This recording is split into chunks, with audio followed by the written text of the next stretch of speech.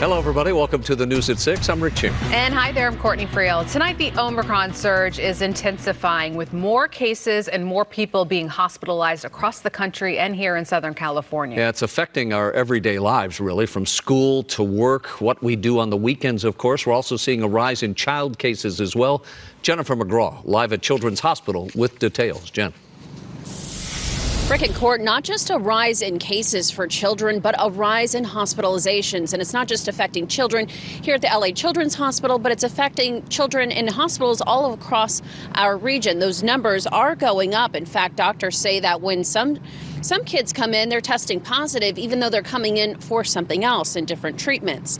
In fact, doctors are saying those younger than 5 are being hospitalized at a higher rate than at any point before the pandemic. One reason officials say is the very rapid spread of the Omicron variant. Here specifically at Children's Hospital, Los Angeles, currently there's 59 patients in-house who have tested positive for COVID-19. The positivity rate for children testing for COVID-19 at the hospital has increased from 17.5% in December to 51% to date in January. Perhaps the biggest concern, though, remains among children who have underlying conditions. Also, children under 5 are not eligible to be vaccinated. Tonight, I spoke with a pediatrician with Dignity Health who says there's a number of symptoms with children. Something simple as requiring supplemental oxygen, and they're on the pediatric floor and they're stable, and it could go up to high flow nasal cannula or mechanical ventilation that requires ICU stay.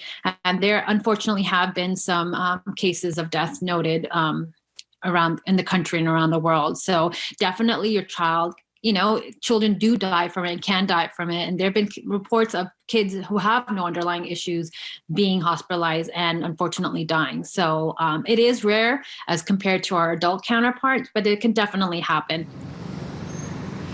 And in all ranges, there's a growing number of cases and hospitalizations, and LA County Public Health says the extraordinarily high number of new cases is worrisome. Yesterday, we saw the highest number of deaths in the county, and officials say the deaths lag behind the surge, and sadly, we will continue to see more. However, hospitals are reporting overall COVID patient numbers are still well below those that we saw last winter. And again, this Omicron variant is supposed to be less symptomatic, and so if you don't need to go to the emergency room, officials urge that you stay home and seek help otherwise because the emergency rooms are filling up. Live here in East Hollywood, Jennifer McGraw, KTLA 5 News. All right, Jen, we thank you for that.